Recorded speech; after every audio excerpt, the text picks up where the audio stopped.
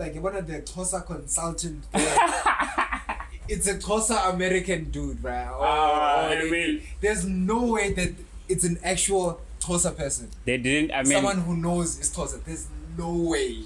There is absolutely no way. Hollywood does it do us justice. Even this movie called Beast, the Idris Elba one, the lion, what. They were speaking Venda. They butchered the Venda, bruh.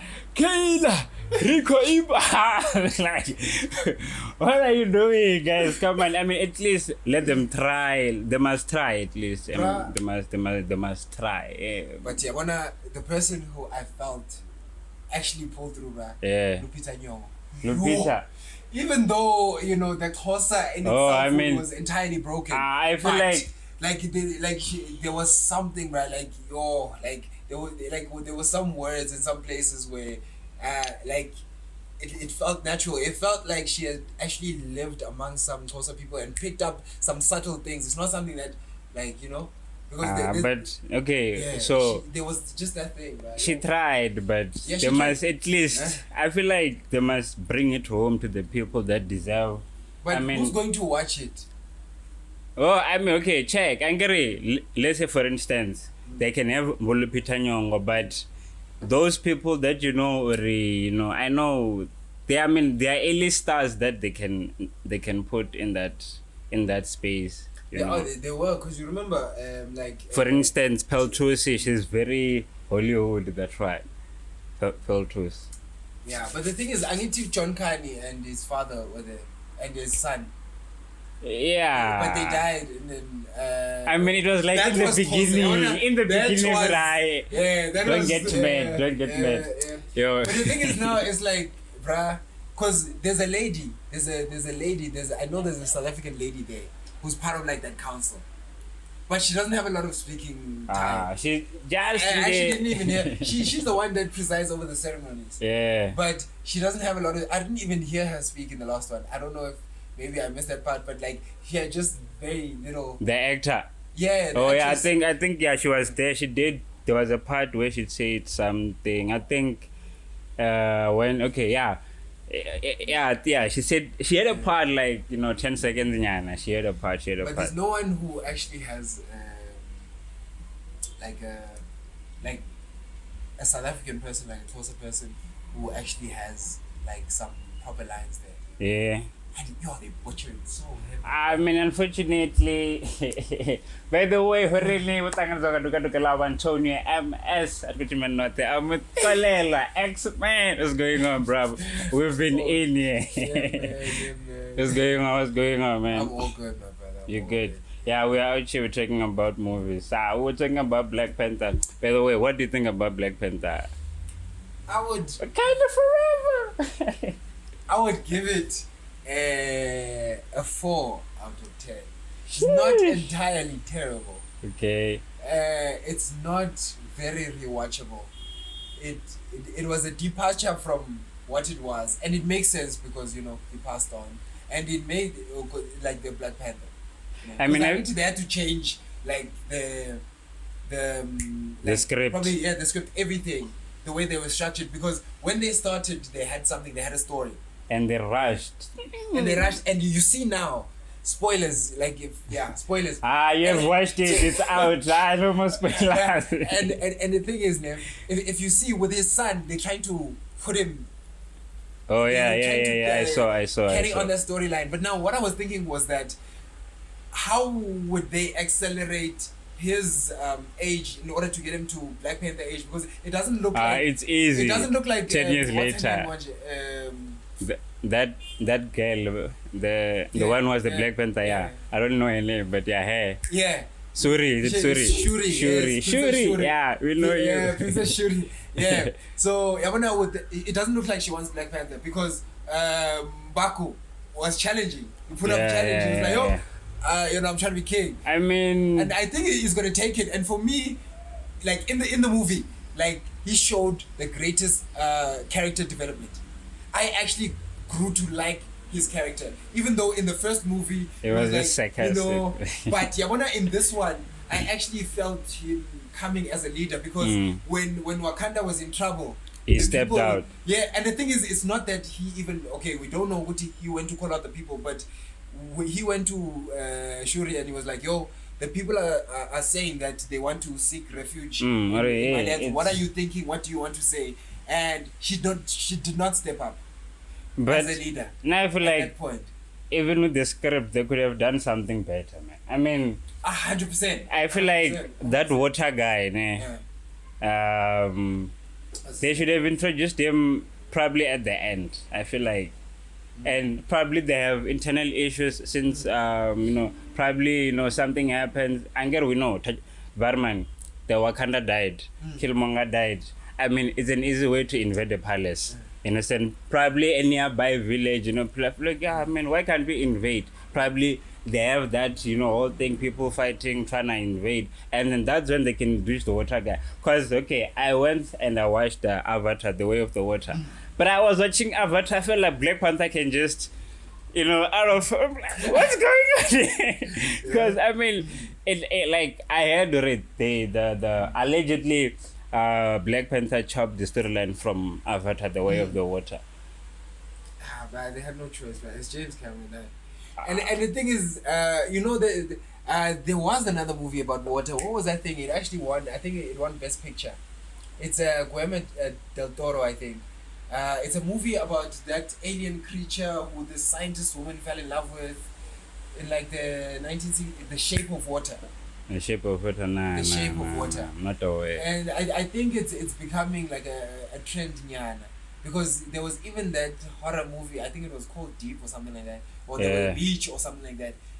Okay. And actually there's been two, because there's been that one from M. Night Shyamalan, I think, where they go to the beach and they start aging. They can't. Oh, yeah. I watched it. And I think there's a documentary, which one, I think, My Octopus Teacher. It also went. Okay, let's leave Black Panther. What do you think about Avatar? I'm pretty sure you watched it. I absolutely loved it, bruh. I will watch it again. Was it worth 13 years, bruh? 100%. 100%. 13 years. 100%. Yes. I understand why you waited. And I checked Uti. He started filming in like what 2014 or 2016 or something like that. Yeah. And then he finished in 2020. So he started the editing. And the thing is, bruh. Oh, so even the shooting was long. Yeah, bruh. Like that guy, he takes as many shots as are needed. Because even with the first Avatar, just because we didn't know about it, he'd been working on Avatar since the early 90s, bruh. So, and the thing is, every single time he has been like, I'm gonna make sure that the story and the tech are correct. I understand, so this time is no different, man. I understand, but check, man, there's all that time shift, man. I mean, there's a time shift. 13 years, I mean, for someone to understand Avatar, you have to first go and rewatch the first Avatar. Understand? So Not you can. really. You're gonna. Okay, what's going on? And then this lady, where is she coming from? Yeah. And then now you have to. Oh, okay. The thing is, for me, bruh. Yeah. For me, Avatar is one of my favorite movies of all time. I watched it. I'm a fan like, too. I watch it like very regularly. So even with this one, I could see the parallels. And Yabona, with this movie, I got to the cinema late, actually. I think I was like 20 minutes late. So, ooh, you missed a lot, man. But the thing is, what gave me comfort was that James Cameron said that with Avatar, if you want to go to the bathroom, you must get up and go to the bathroom because you will come and watch it again. And that's exactly how I feel. But even with that, coming in late, it was easy for me to be able to piece it together and see also, because there was a lot of patterns and things that were reflecting each other with the first and second movie. Yeah. Like for example, when Jake woke up in his avatar body for the first time, it was the same experience as with that the Colonel. When you woke up as an avatar, the clone. When you woke up, because he was. I even forgot what was going on. Yeah. So for me, I've watched Avatar enough. I didn't want to watch Avatar before I actually the first one before I went to watch it, but I ended up not getting that chance. But when I went there, it wasn't difficult for me to follow. So rating, how much do you give Avatar? 9, bro. Oh, it get a 9. Yeah, because the first one gets a 10. The first one is excellent. So yeah, and apparently the second one, it doesn't surpass the first one sales. Yeah, no, because this one I checked. I think this morning the first one is on like 2.7, and then Endgame is on 2. No, I think the first one is on 2.8. Endgame is on 2.7 billion. This is and this one is on and Titanic is on 2.186, and this one is on 2.1 and above Titanic. So many weeks out, man. I mean, it's but I think it's almost 2 months now. But like it's going to go in into number 3. I don't think it can. At least it did better than Black Panther. That's what I know, but Black Panther didn't even make $1 billion, man. They made like 800 million though. They didn't make $1 billion. I think they made $1 billion. The first one. No, I think the second one. They didn't reach billion. 800 million. Because I saw it like Billionaires Club, Courtney or something. But Black Panther. We're just fact checking. Make sure that the information. But Black Panther. So the budget was a quarter of $1 billion. But for at least they 842 million. Oh, so they're still shot with 200 clips. Nah, but the thing is now they're already out on streaming services. Yeah, so, and they can. Yeah, so in the box office they're probably not going to hit the billion, but in whether it comes to the streaming services, the merch that's going to come from this, Marvel, they're going to make, because one thing I was checking was that even though Avatar in the box office they do well, you'll have stuff like Cars, that the animation, bro, they've made like tens of billions, like in the in merch. I mean, I was in the movies they like probably combined the movies make. If saw not close to more than $1 billion. Have you seen I'm Groot? Minions. You are those guys. No, not. I'm Groot. Oh no. Not Minions. I'm thinking I'm Groot. Yeah, the Marvel character. I mean, the series. Of the Galaxy. Yeah, the whole series. Groot, and people watch that thing, and it has a nice rating. I'm like, dude, how do you rate this thing and say it has nice rating? It has subtitles, ne? Not really. I mean, it's Groot. But you enjoy it. I mean, that means that they did it well. Because you'll find in a lot of those cases there, where they took away the focus from the writing in the script, it's a lot on the visuals. Even though it might not make sense what is saying if you're just listening to it. Yeah, but the action is like Mr. Bean at the end of the day. Yeah. What do you think about Mr. Bean? I know we. Rowan Atkinson, sir. Rowan Atkinson is a goat. He's a goat. He's bruh. Like, and the thing is, he's an extremely smart person, bruh. Like, I think he's an engineer or something like that. Like, and he approaches comedy, and not just like Mr. Bean only, but other stuff, because I don't know if you've seen Black Adder or the Thin Blue Line, where he's like a police officer. You say Black Adder. Oh, I thought you said Adam. Black Adder, and the thin Blue Line, and also his stand up as well, bro. Because even when he speaks, bro, he's incredibly funny. The thing is with British comedy, man. I feel like British comedy is on another level, because it's British. It's English is their language, so they use it well. And British comedy has that. It has an undertone of darkness. I mean, I feel like it's very dark humor. With comedy, bleak people. Yeah, at the end of the day, I feel like you should kind of understand what's really, what are they on about, because you can just get. I mean, if you don't know Trevor Noah and he just makes jokes about Ramaphosa, you don't even know Ramaphosa. So I think somehow you need to relate to that joke and. Do you know Monty Python? No. Is he a comedian? No. Monty Python is series. Animation. Yeah, it's a British series, like came out in like the 70s, comedy series. Like it was like a sketch show. Where they do sketches. Alright. And if you've watched Chappelle's Show and all of these guys that do, like these guys, like it's it's on another level. You must just check it out. The writing is on point, the acting is on point, and for the time period, those guys were brave because they spoke about things that was still taboo at the time.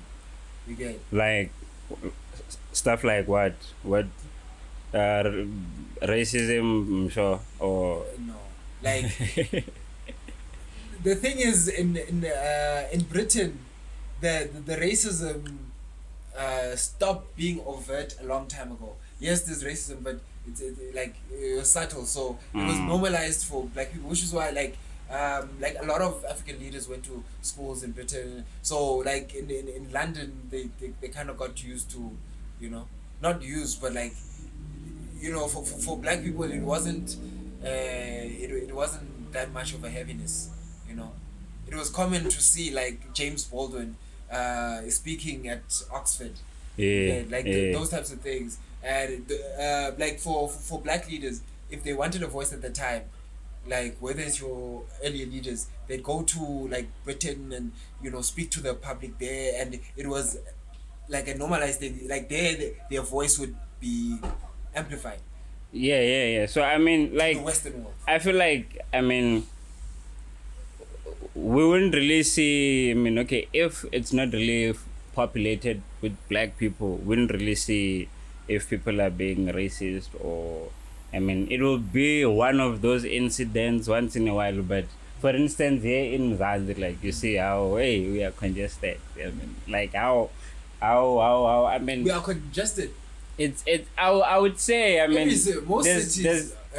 Check Hillbrow. If you check Hillbrow, if you check Pretoria, it's no longer. The capacity is over what we're supposed to. 100%. No, that I get. But not in the country. We are not overcrowding the country. There's a lot of land in this country. It's a big. But whose land is it? No, it can be anyone's land. It's the money's land. The money speaks every single time. Okay. I hear you saying the money speaks every single time. Whoever has the money that buys the land or owns the land it's the money, bruh. It all goes with the money. If you can go to that person and offers them, even more substantial amount of money, then you'll get that.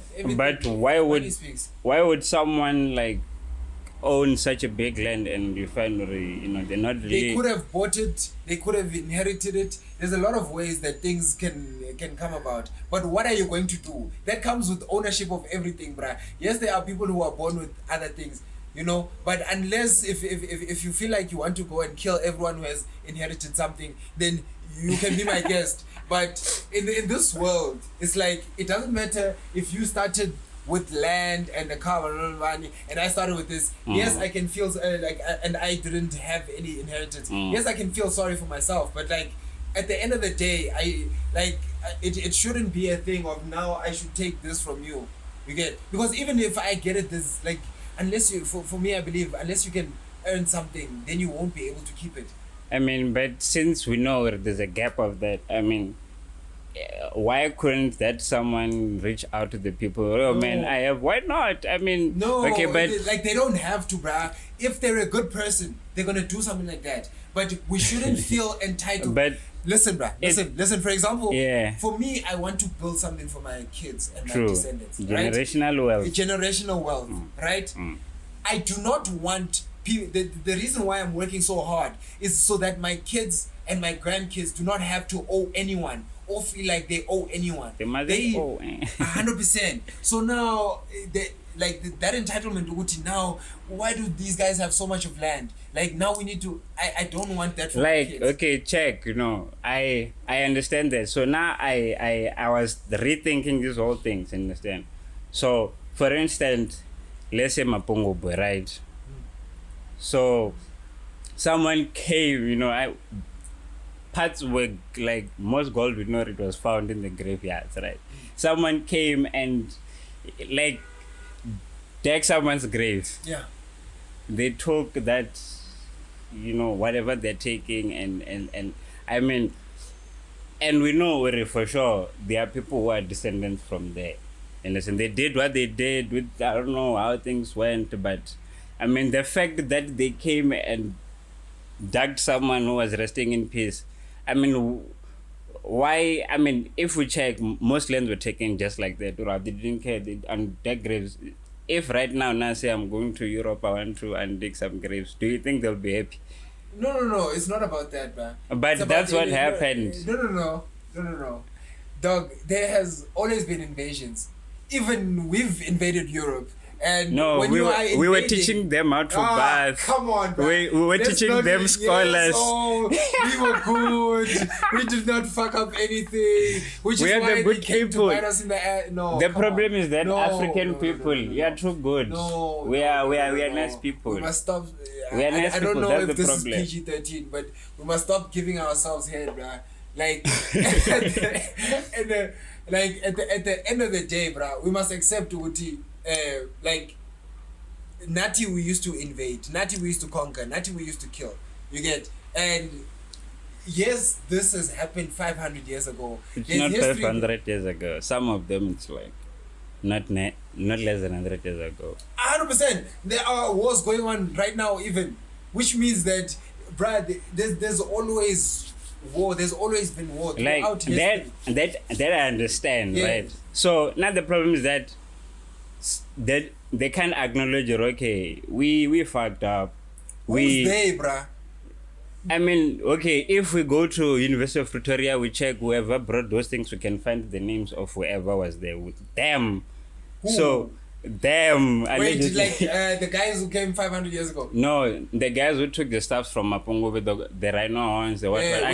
When was this? I think on the 19 something. I think it's not 100 years. It's not old news. Do you think those guys are still alive? Not really, But what I'm saying right now, we know University of Pretoria has some stuff, and some stuff they are in Europe. So yes. I mean, right, those things, they were in Limpopo, in another part region. I mean, right now, if I check, there's nothing that's happening that side to benefit. There's a gig which happens from Mapungo. It happens like 300 kilometers away from Mapungo. It happens in Polokwane, and Mapungo is like next to Bedbridge, understand? So it means, I mean, why are they taking those things away? Why can't those things at least bring them to the people that are close to them? They come see them. I mean, only scholars come and see. Only if you come on a school trip, that's when probably they can take you to that museum. They show you gold rhinos, gold horns. I mean, at least let them acknowledge we fucked up. We some stuff we took. Why? Even France doesn't wanna. France wanted to bring stuff, but now they're hesitant. Guys, you can't look after them nicely. But the thing is, listen. I 100% I agree with you, dog. Uguti, everything, like, they were wrong and all of these things. And you're still wrong. It is naive of us as a people, if we are just talking amongst ourselves, to expect Uguti at some point they're going to feel bad and say, guys, we are sorry. That never happens. So that guys, never happens. Stand up. No, stand up for yourself, bruh. True. Stand up for yourself, because like, I believe heavily into like the stuff that you can do for yourself. Because if you can page back 100 years ago, you can page back 500 years ago, you can page back 1,000, and at the end of the day, bruh, I don't want to fight the wars of dead people, like people that I've never met. Like at some point I want to be able to live my own life, make my own decisions, and even though I know Guti, there are things that are affecting me that I never, but for me, X-Men, I don't want to fight wars of people I've never fucking met who died. I understand. So that's why you have that mentality, or you want to make generational wealth for your grandchildren, so they can be grateful for probably their grandfather, which they might never met, but he made things 100%. nicely for them. 100%. So like my thing is that, I mean, I don't know what. Okay, I know how gold. Like, I've never touched that. I'm not saying they must bring it so I can touch it, but at least if like you see where they're like heritage sites or whatsoever, let them people be educated. Let the people know. Or okay, it's at least or you are close to that thing. You understand? Why don't we do it, bro? I mean, okay, tourism, they're trying. Tourism, they are, you know. No. I mean, why don't we do it? I mean, okay, we right now we are having a discussion about it just because it's something that popped out. Probably someone there can think of something and, you know, we do it. I mean, there are a lot of things that we can say, yes, let's stop complaining and let's work on it. For me, I believe that is the solution for everything. And it's not really everything that we can really understand, because right now, you know, you're an entrepreneur. You can't really be on. But the thing is, at the end of the day for me is that now when the things that I want depend on someone making a decision and me waiting for someone to make a decision, and that is how I succeed. I do not like to those are not the kind of odds that I like. I want my success to be dependent on the things that I do. I mean, I'm sure that's almost everyone's wish, or your success should be on the things that, I mean, I'm pretty sure, or not even, that's why I even started, you know, my hustle. Okay, let me see where these things, probably I have that mindset. Even someone who's doing a 9 to 5, they have that hope, right? I can do something that can sustain. For sure, they don't want to be there for their lifetime. You understand? I mean, everyone wants that whole thing. And the thing is that thinking consciously and be like, yo, I'm actively here. I would say it's a job that needs someone that understands, yo, this is war. For me to have what I want, especially if I'm like a black person, you know, you need to work extra hard from the ground where, you know, okay, I mean, I'm pretty sure, I don't know from your side, but I'm aware that we don't have generational wealth that was like, that's why you want to build generational wealth. So, hey, some people are doing it, I also want to do it nice. I mean, it's everyone's dream, but like the system, I mean, let's say I'm someone in the system and I want to, how do I? Right? Let's not speak about the system. The system, I would say the system, it's something that keeps you in line of probably an idea of what your things should actually look like, you understand? I mean, you can't really dictate from for instance, let's say I'm in grade 1, you know, there's a conditioning which is happening there. Okay, cool, you know, we know the teachers, the friends, and the TV that I'll be watching is gonna push me to whatever that career that I want. Let's say at the end of the day, I'm like, I see, since I can afford the GTR, I can be an artisan, maybe an electrical artisan or mechanical. Because we see, okay, those are like the trades that we see, everyone's like eating, it's living nice. Already I'm programmed, and they don't even teach us about financial literacy. I know it's my responsibility to go and learn financial literacy. Okay, by then, I mean, I know I have to get a house and a car. I mean, a bond is going to be like 20 years, right? I mean, something like that. I mean, patient fund, you're thinking by that time, I doubt you will have time to do the things that you aspire for. Like, these are the things that you I die. Have time, bro. I mean, because the thing is, if you are actually looking at your day, one of the, like, if the 9 to 5, it's 8 hours, and you are sleeping for 8 hours. Okay. Right. Let's say transport moving around 4 hours. Now we're on 20 hours, and maybe let's say eating and socializing 2 hours. Then we're on 22 hours. Okay. 2 hours maybe. But when you look at it from that perspective, there's a lot that you can do in a day. It's just that when you start your day at 9, you're fucked. Like, your day is gone. Okay. But if you can start your day, like, there's these ladies, bro, that I'd see who be selling like Fat Coke. You check those ladies, bro. They're out there from like 4 to 7, 8. Yeah, right. And they check the time frame. 100%. You can't eat magunya during the day. 100%. And you know what happens after that? When she sells out at 7, 8, she goes to work, her 9 to 5 job. You get so that is using a day fully. You get what I'm saying? I mean, what type of 9 to 5 usually do they do? Because now mostly... It doesn't matter, bruh, because everyone is just trying to put things together, bro. We're all just trying to, and if you can, the thing is, at the end of the day, bruh, we are all merchants of time. We are selling our time. That's what the 9 to 5 is paying us for. Uguti, in this 8 hours, I want you to be here and to do the things. That's what any job, you get. Uguti, this is like the people are paying for your time. Yeah. Right. So in a day, all of us are given that same time. It's about like the your value, like whether it's like for example with if you were to bring Bill Gates here, you'd have to pay maybe like 10 million or something like that. So his hour would be like 10 million. You understand? And so that thing of the value on time, we all have it. Yeah. And like whether you are hustling, I mean, whatever, okay, for instance, whether you're hustling, everything it's about the value of of your time. So if you can maximize like what you do, how you sell your time in a day. X-Men, okay, that I understand and I agree with you. Or it's up to you how you spend that 24 hours. Yeah. But let's come back to the reality. Most people It is the reality, man. Most people that have their jobs. Most people that have their jobs, they get comfortable, right? Yeah, but that's the state of mind, but that's not an actual thing of it's actually preventing you. It's all about the mind. When you get comfortable, it's something of the mind.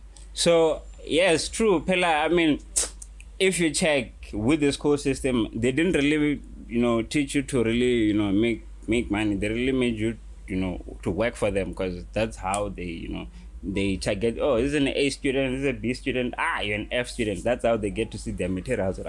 These ones are good enough or not. I mean, you could say, try to remember. What do I say? The thing is, but like you can, we can complain as much as we can about our school system, but we must not forget that we were raised by people who were taught like Bantu education. We were taught by the generation who were taught Bantu education at school. You understand? So to get to the point where we want to be educationally as a country, it's going to take some time. And if you're looking at international lists, like South African education is, it's I'd say maybe top 50. Because, but I know it's under Zimbabwe though. But the thing is, 100%, Zimbabwe is killing shit. Of course, bro. Of course. Zimbabwe, of course. They're not the ish. Uh-huh. And when people graduate here from, like, if you graduate as accountant you go to another country, like, you'll be highly valued because the universities and stuff like that are very respected. So that kind of respect, it needs to trickle down to the high schools and the primary schools.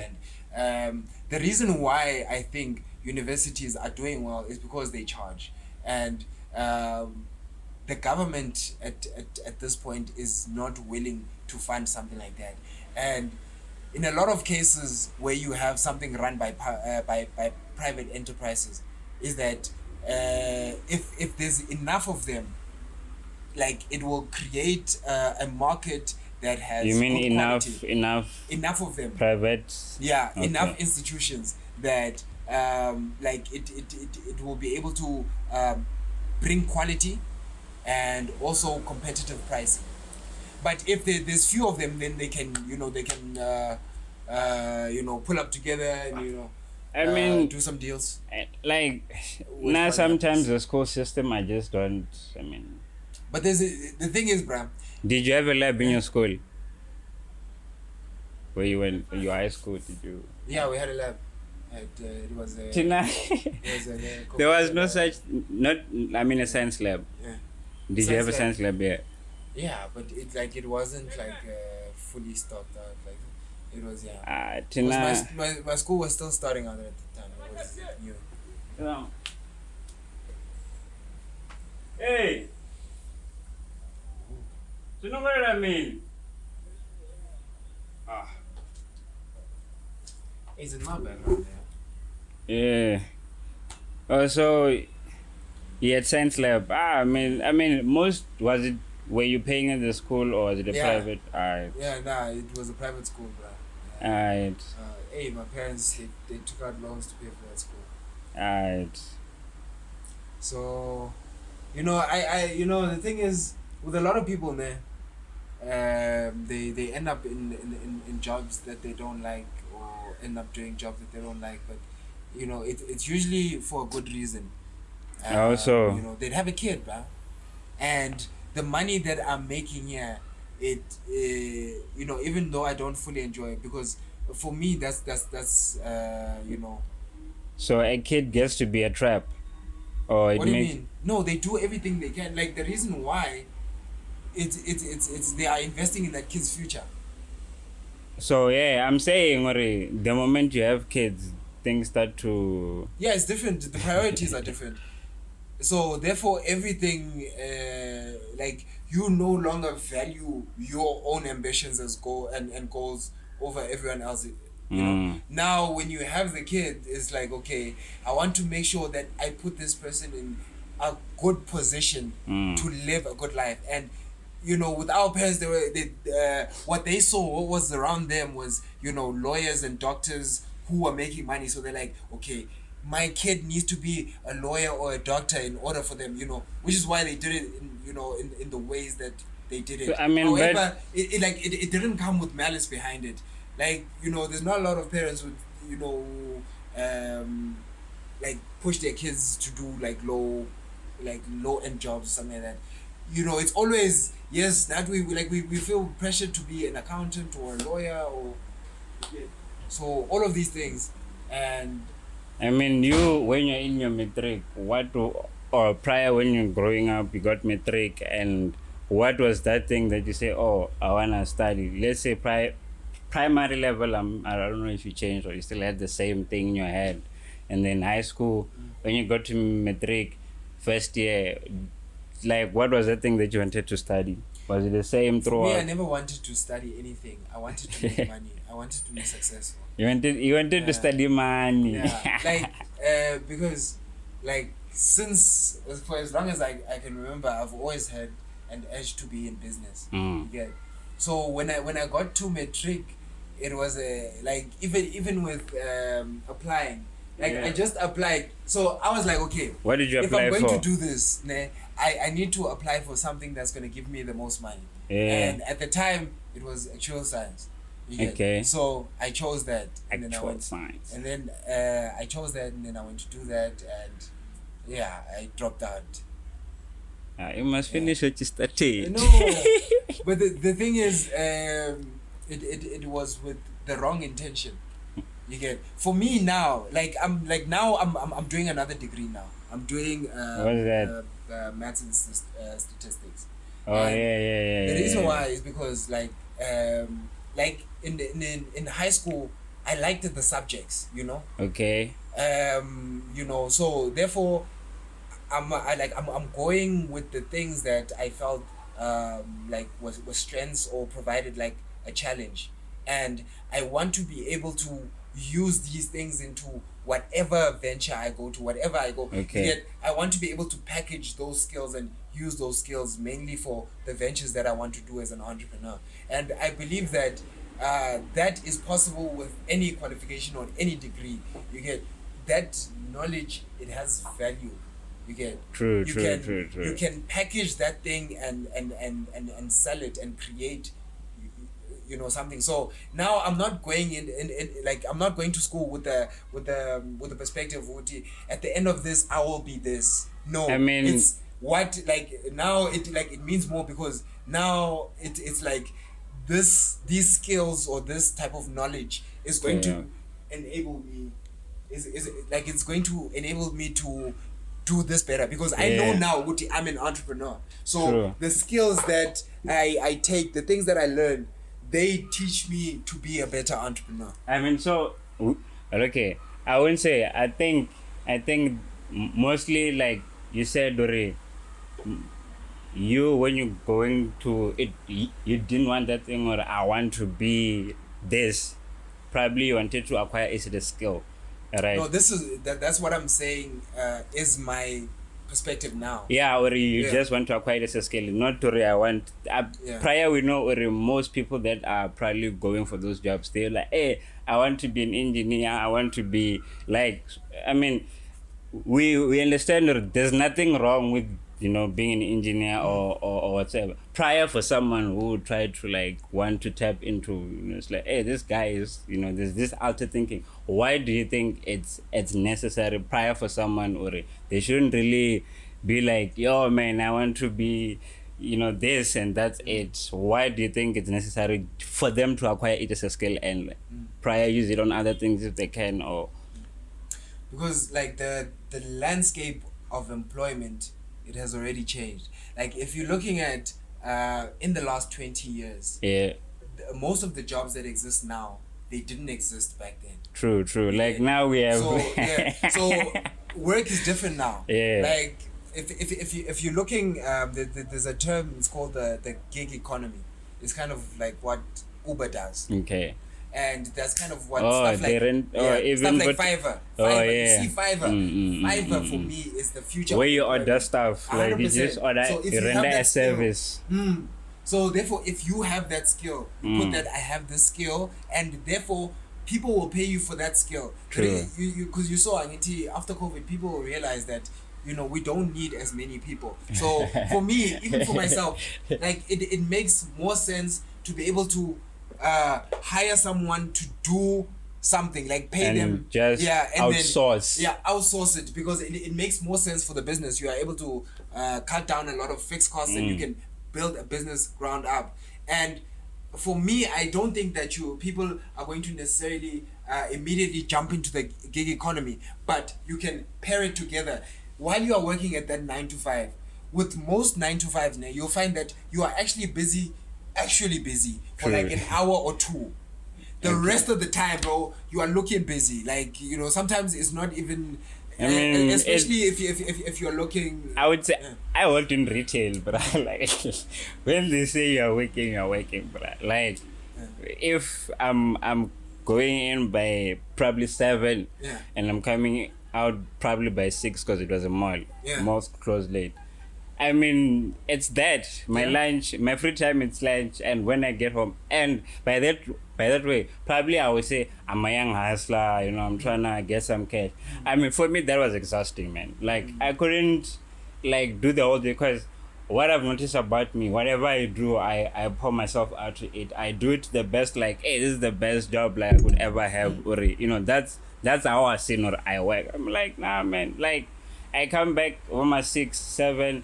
I have to cook. I'm a bachelor, by the way, so I have to cook, and I'm like, nah, man, I can't be doing this. And now that whole thing of like, okay, I just wanna plant nyana and I'm out. You understand? And I'm like, I will see it the next tomorrow.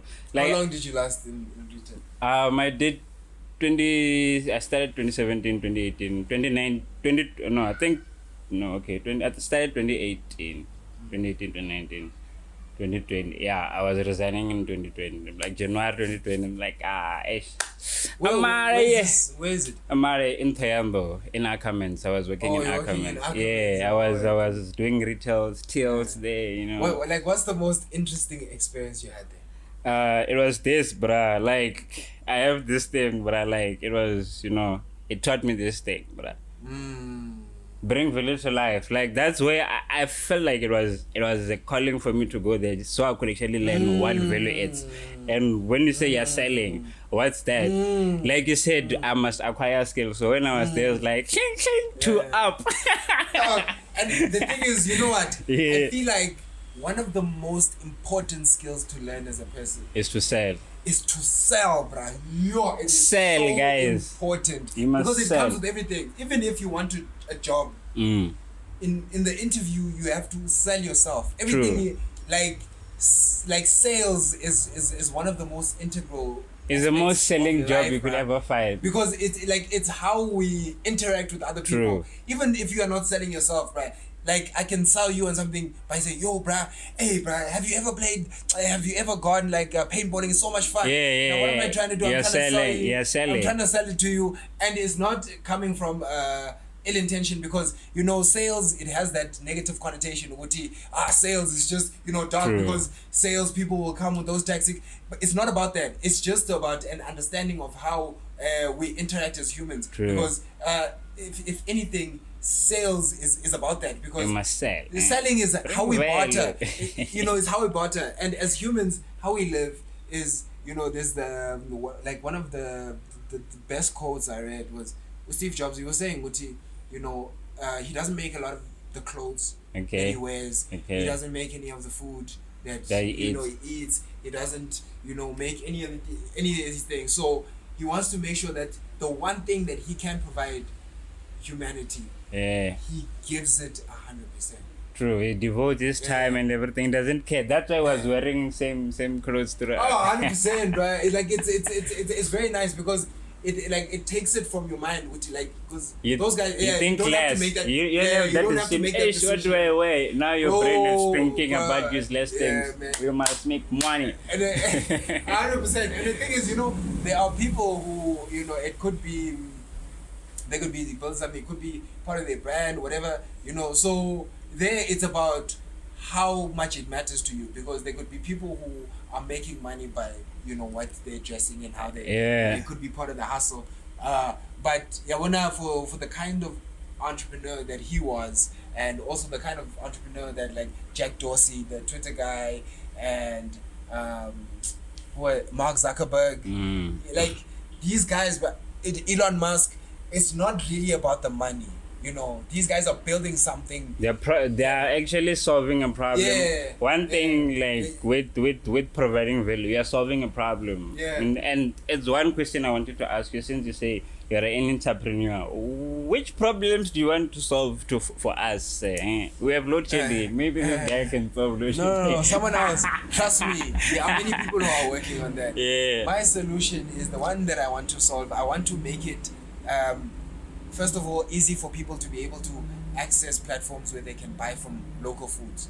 So I want to create a platform where people can buy local food, like your kotas and your bars. And you've been selling food, man. You've been selling food. And by the way, when you want food, are you selling now, or you're on? Find any of our comes out.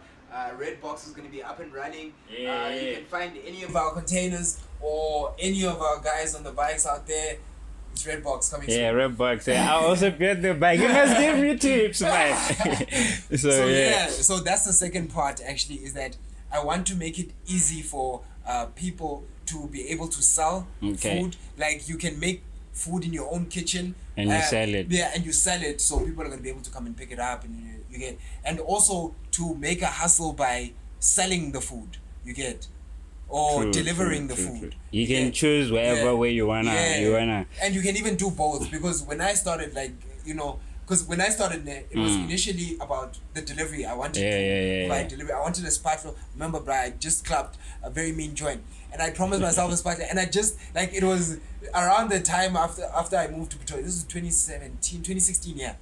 It was 2023. Due dates 2023. Yeah, 2016. That's when I moved to Pretoria.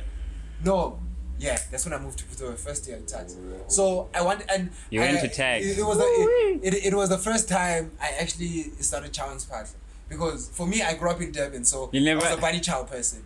And then when I went to Cape Town, what's the difference between bunny chow and kota? Okay, so a bunny chow is like a quarter or half loaf, but they cut it differently. It's cut like that, right? So it becomes like a bowl. So they like put and then they put curry in there. It could be beans, it could be chicken curry. I think I've seen it. It's absolutely delicious, my guy. I can't say kota is a bunny chow. No, and every single time I see here, bro, people calling bunny chow. I'm like, guys, and the thing is, as a Durbanite, bro, I miss it. You get because there's not a lot of places that sell iban. So for me, I'd like to create a platform where I can find different types of local food. You get, and I believe like there's a good opportunity for someone in your kitchen, right? You can make bunnies and sell them, because there are people like me who want bunny chow, guys. Not kota, guys. No, and the thing is, bruh, when I actually came here and I chowed kotas, I fell in love with kotas. Yeah. Right? Like, I was chowing it almost every day. I remember this Sunday, I clapped Every day. Bro, like, I'm telling you. And the thing is, like, I was chowing from different places in order to taste, you know. Yeah, or which one is the best one? And on this other day, bro, I promised myself it was a Sunday, but I thought this other one was open. Yeah. I went there, it wasn't there. I ended up walking around. You had to switch and find I ended a up local walking spot. around. I think after like 45 minutes, I found one. Okay. I ordered from there, but it took me like an hour. It took get my sparkler. The service was slow. Yeah. So I was like, you know what? I need to create a solution, and that's where the idea started bubbling, and it took a while, but yeah. So that is like the foundations of it. So initially, what I wanted to do, I wanted to create a delivery service for the places that exist there. Yeah. So I realized, and I built an app for that. That's dope. And you know, but the thing is now, in order to, you know, I had to convince people to download an app that they would use maybe like once in a while. You understand? So what I started focusing on more is more creative. because what I realized is that when I pull up, because I had delivery bags, when I pull up with the bags, some customers would be like, yo, you have a spot. Like, I tell them, they'll be like, yo, you got it now. I'm like, nah, bro, just download the app. And they're like, bro, I wanted a spatula now. You know, so it was that thing. So when I actually started focusing on that, and I would carry extras with me, I'd carry more spatulas with me. That's when I actually started making money. So what I would be doing is I'd be at home, like, you know, when I'd wake up, like, sometimes I'd wake up at like 2 o'clock in the morning. Yeah. That was when I didn't have a fryer, but when I had a fryer, I'd wake up at like 4, make like 20 spatulas, and, you know, go around and sell. But when I was starting, bro, I remember I was like, literally, I was so broke, bro. I couldn't afford the rent for where I was. Yeah. And after my mom borrowed me some money, I paid off the rent, and what I had after, God. what I had after was $20. I'll never forget, but I'll never forget. Like that $20, I bought a loaf of bread here at the bakery in Sunnyside. Yeah. It was $8. Yeah. I bought acha for $5. Okay. That was $13. Yeah. And I think I bought like 2 of the potatoes, the 3 rand potatoes. Oh yeah, the streets. Yeah. On the streets. I made 4 spatulas, and I made them I sold them for $10 each. And you got $40. I got $40. Ching ching. With that $40, flip. You must flip. Yeah, with that $40, I bought 2 loaves of bread. I bought more acha. I bought more potatoes, and I was able to make $80 from that. And from that, bro, within a period of like 18 months, I had done like 250K in sales. 250K. Yeah. And it kept me alive. Like, it kept me alive, bro. Like, yes. Until I started working at Stats late last year, I was just on my hustle. That was actually when I started making money, because I started the business in 2017. I conceptualized it in 2016, but I actually started in 2017. And I wasn't really making money, especially at the beginning with the deliveries. I'd get maybe like 1 or 2 deliveries a day. In the day, And there, you know, that's like $10-20, you know. And I'm not at school, I dropped out, and, you know, I don't have another job. This is all and you have to, there's no other way.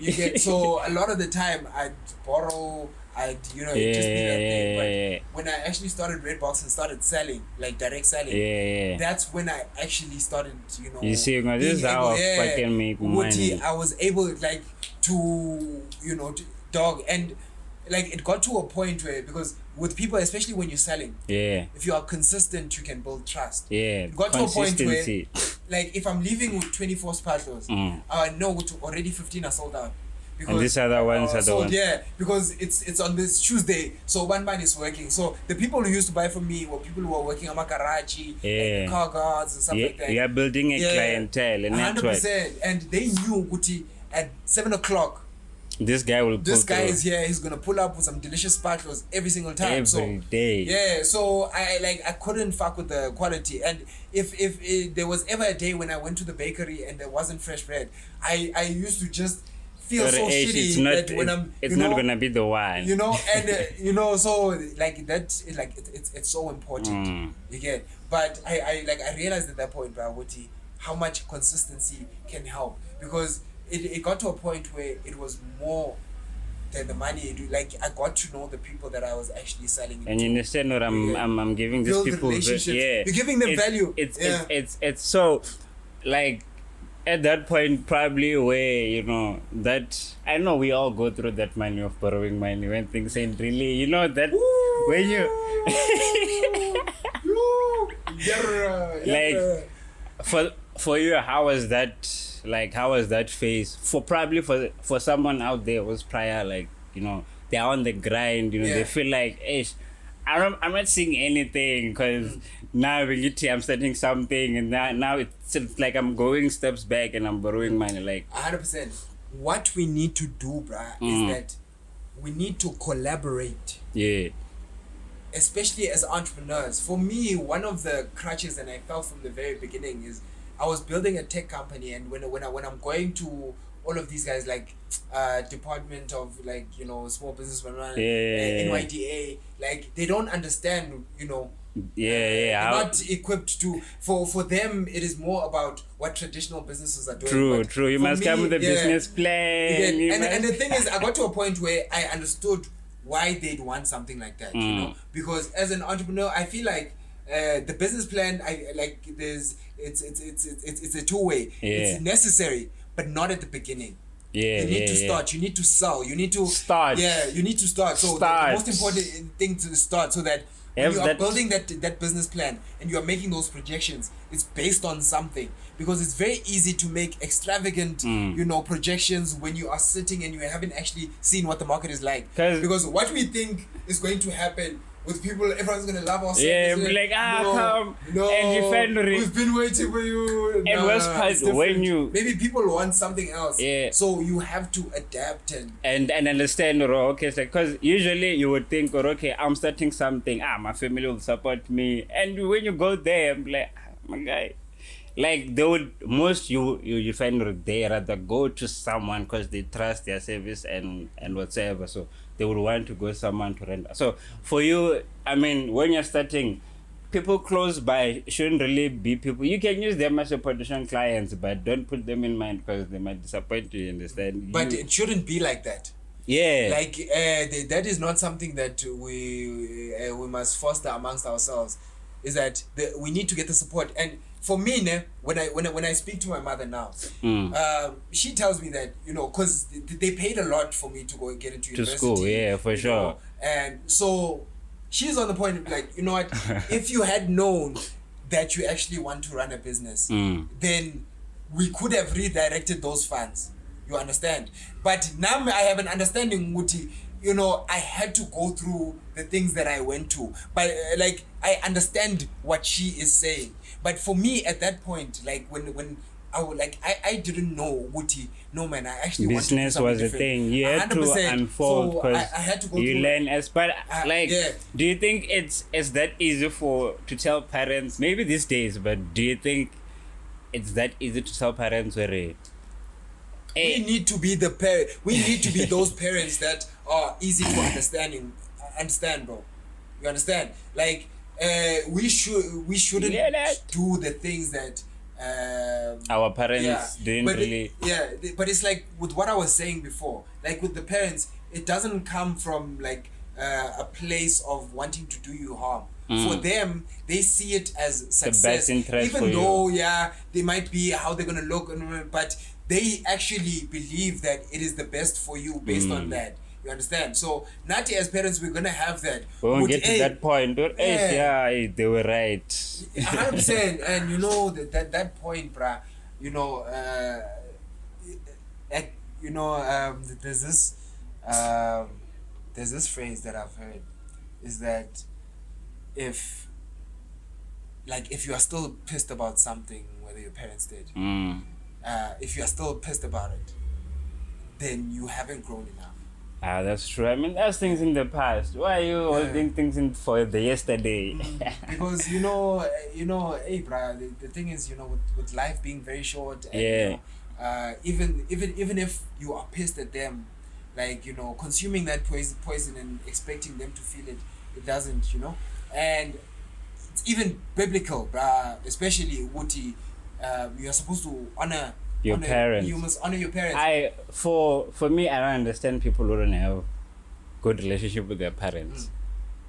And the thing is, no, it happens. Like I've been at that point, bro. I've been at that point where it was very rough between me and my parents. You get, and it was because throughout our relationship, I didn't feel like I had a voice. So therefore, I never voiced my desires or anything. It was acceptance of everything. So when I got to a point where I'm like, hey, no, now I'm making my own decisions. Okay? So it just became very rough. And you know, that's why people do well, is that they build more mature relationships with their kids very early on in the game. Okay? So that when the kid has grown up, they still maintain a good relationship. You understand? So like it doesn't have to get to a point where now you feel like you want to move away from your parents in order to get some freedom. Because now I feel like mostly you find most of our parents try to live through most of their dreams through us, because 100%. the fact that and that entitlement, hey, when I got graduating, what nigga, you came from my balls, bruh. You are, bruh, if my kid is coming from my, bruh, if I build a $1 trillion company, and I want it to be for my family legacy, and I understand that at least for another generation, it needs to be run entrepreneurially. It's not at a point where I can just leave it to the board. And I have a son that I have been grooming for this position. Like, I've been giving him the advantages and, you know, in order to get into this position. And he says, Mina, I just want to be a junkie. I want to play, I want to be a musician. And you know, that's what happens. That's what happens. You understand? And, you know, it's unintentional, because of course you're going to put your dreams on your kids, bro, because everything that you are doing as a parent is for your kids. You understand? So if like everything, so now if it's a business and your kids are not, you know, it has that thing, you know, like I understand Guti. It doesn't have to be a thing of we have to do everything that they are saying. However, there should be some compromise. I mean, I hear that there should be some compromise. I mean, because it's coming from a good place, and it's coming from experience, bruh. It's coming from knowledge. You get, it's coming from it's coming from experience, because your parents have experience. They've been out here, bruh. So your son comes out now. He says, "Daddy, I want to be a YouTuber." You'll be fine. No, 100%, bro. Because I've seen YouTubers now. I've seen that YouTubers can make more money in a day. 100%. So therefore, we need to be more open-minded parents. However, as parents, we still going to be protective of our kids, because we understand that not every single YouTuber can immediately make a killing. So, like, we'll be able to direct our kids in the right places. You get, in order to maximize their level of success on YouTube, whether you are getting them now a PC that they can use to edit, and so they understand from 100%. And for me, I feel like, you know, back in the day, there used to be apprenticeships. Like if you wanted to be a welder, you go and you learn from that like skill. 9 years old. So by the time you were like 17, 18. Like you have a skill which you know you can and pursue. You're a master at something, whether you can create your own workshop, forgery, where you can, you know, do your own creations. And that's what we need now. People need to acquire skills, guys. Ching level up. But the thing is, I wanna people need to see degrees more, like the skill element, because even like not necessarily only the hard skills, that the skills that have come out in your degree or the pass or fail, your ability to compile a report, your ability to you know, create a document that you know, that is like it's proper, you know, all of these Microsoft skills, and whether it's word skills, the skills that you use even to investigate, whether like for your assignments, whatever, those are extremely valuable. ChatGPT, it's extremely valuable. So getting that like it's extremely valuable. So pass him the... we must look at it from a holistic point of view. Yeah. We are not just going there for that piece of paper. We are going for the experience. And what kind of experience are we creating? I hear you, man. So because once we start looking at it as skills, then when you come out of it, it's a skill. And for me, one of the things that I struggled with, especially in actuarial science, was that I'm a very practical person. Like, it's easier for me to be able to find a connection when I know the end goal of something.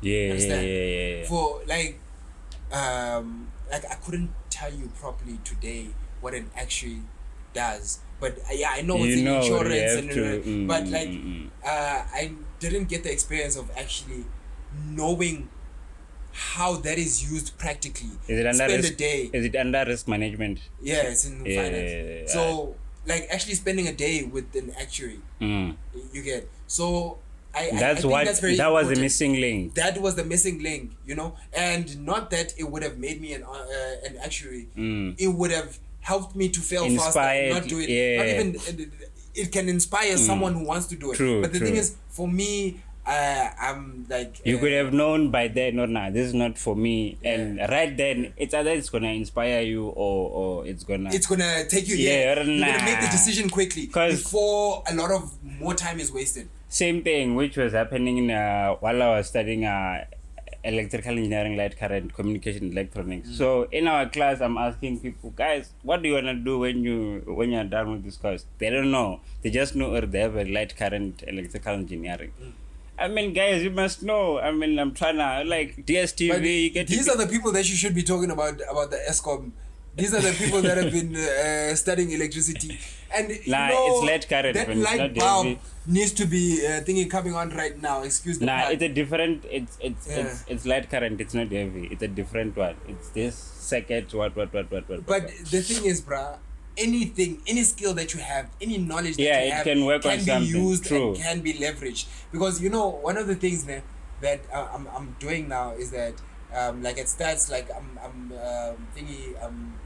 collecting information on companies. Yes. Like about employment of companies. So like that's the kind of information that is used in order to estimate like GDPs and what the country is doing, how the industry is looking, and then that's how they give those estimates. Right? So what I've realized is that there's a lot of companies who just do one thing and they make a lot of money. And that's the best business that you can have. What is that one thing? No, it doesn't matter what it is as long as you are doing one thing. Okay. Because usually when we are starting our businesses, we do want one to thing do a and lot understand. Of things, 100%. Make one thing and understand. So true. if you want to sell your skill, you must learn as much as you can about it. So 1,000 hours. Even with doctors, if you specialize as a doctor, you earn more than if you just like a general practitioner. Yeah. You get You have your own surgery. 100%. The hospital don't pay well. If you know everything about the eye, bro. Or the left eye. You just focus on that. Even if you are only seeing two like people a month, or even in a day, but like when those people pull up, it's 100K. You know what you're doing. Yeah, like it hooks you up, and like now that's where like passion comes in. You get, because when you are going through that time of intense focus. You need to close off everything, and it's very difficult to close off everything, especially when you are entrepreneurial. You want to sell everything, you want to do everything, because you take everything as your children. But you need to focus, because that is when you can actually laser beam on something, and then it can actually understand what's going on. 100%. And when I was doing Red Box, bro, all that I was doing, like I even stopped pitching, because before that I was pitching. Like I pitch, and then let me go on ground. What I was winning was like I'd win the pitching competitions, and get like they'd buy me like some equipment or something like that. But with customers, I just wasn't getting the sales. And for me, I believe that is where you need to be raising your capital, by selling to your customers. Because I have raised capital by going to like private investors, you know. But with the red box, but that money ran out quickly. But with the red box, I had to make money. So therefore it put me at a point where I was able to create something that can generate revenue. And I think that is the most important thing with that like you make sure that your business can make money very early in the game. True. You understand? So unless Vele you can find, like you have maybe a long-term solution, maybe you're a medical student and you're developing. But the thing is, like, you know, you can be developing something that is revolutionary. There, in that sense, you'd have to find like there you'd have to find like an investor and you know those types of things. But if you want to be able to generate something or merchandise your time or your skill, then like you must focus on that one thing, bruh. That's gonna 100%, and you must be the best at that thing only. Guys, I was about to ask him to tell us something before he did, but I feel like he told you something. So, but you can just say last thing that we can discuss and you know wrap it out. Probably we have something tomorrow. I mean, not tomorrow, but something after this. You know, with the X-Men, it's gonna be man. You're gonna come through every day. I'm pretty sure. I'm gonna pull up. Oh wait, bro. Let's make it as consistent as we can. We're gonna hit you live some other time. We're gonna give you a surprise. Don't worry, guys. You know we love it. Don't forget to like and subscribe and share with your loved ones and families. I mean, I'm sure you want them to learn, you know, the stuff that we're sharing. I mean, we're not saying we are right. We stand to be corrected. You can go to ChatGPT and give them more stuff. Say something. But it's actually biased, bro. You know, there've been reports where like they asked ChatGPT write a poem about Donald Trump, and ChatGPT is like, nah. Yeah, I get it. It's someone who programs it. Yeah, so man. So it's something before we go, man. To a lovely someone who's probably out there. They wanna start something. They are still hesitant. They're still not sure. They still, you know, just word of encouragement. Yeah, word of the day from X-Men. The word of the day for me, it's always to start. It's always just to do something about it, even if it's just one thing. It's like just one thing. And peace, love, light, and happiness. We'll speak about more things hopefully in the coming days. I don't want to say too much here. Let's not put spoilers. But good one. Peace, love, light, and happiness. Yeah, guys, you had it, guys. Just start. We have been saying, you know, just start. We don't care how it looks, it nice, guys. I remember when I was starting the podcast, you should go watch the first video, man. I'm not saying I'm there, but I see the improvement. 100%. I see, you know, I'm happy, you know, I'm happy. So let me put forth a challenge. Yeah. Tell me 5 things that you want to see on episode 100 of your podcast. Episode 100. 100. This is gonna be like episode 13. So 100 is like how many influx? So I would say 5 things. Okay. For sure we should be over the 1,000 subscribers mark. Yeah, we must be over the 1,000 subscribers mark. Actually, we should be monetized. That's what I'm trying to say. Say like and subscribe and share. Second thing, I would say probably have a team, you know, where I know, you know, even if I'm kind of occupied, I know if I can organize, people can do something instead. Not really to be a thing of me or you're not here or someone's not here, I can't really record, you know. Probably have it, you understand, have a solid team, you understand. Have something, you know, give, you know, we love you, you know, we can't let you go just like that, you know. Third thing, I would say probably, not match is not really an important thing for me right now. I'm looking at things that would really like mean I would say probably the other work would, you know, probably the offload of work. Probably I have someone who can be, you know, like I can be a cameraman, you know, that, you know, like crew members, you know, not just, you know, people like crew members. I'm like, I can edit, I can do what social media. Hey, it's Scanman out here. So, how many subscribers do you want by episode 100? Probably over. I just want to be monetized over, because what matters for me, it's not really subscribers, but you know, I would say the engagement of people being out there, and it's not really something which I say, I wanna, you know. No, I know it's organic. I'm building a brand. I'm still baby steps. You understand? I'm willing to be failing if I'm failing. Listen, I'm willing for to take those baby steps as much as I can, because at the end of the day, I mean, let me jump to the 5 thing. I'm skipping number 4. So at the end of the day, the whole thing, it should be an entity where probably we can get something out of it. It can be a brand, something that we can sell to other people in the sense. So yeah, we know selling. So yeah, just people who are committed, hungry, people who know that emancipate yourself from mental slavery now by ourselves can free our mind. People can understand that. 100%. So yeah, those are the 5 things. I have them on record. Yeah, man. Yeah. Hopefully, what message do you have for your future self who is watching this? Yo, man, I want you to know, you must be proud for any hardships. Any hardships that will come a long way. Any failures that you're gonna do. Keep trying. I mean, the main thing is about life. Live life. Be one with life. I must be me, craft my life. I shouldn't worry about yesterday, I should be in the present moment, And to someone who's out there who's trying to think too much, be in the present moment, take a deep breath and realize how wonderful you are.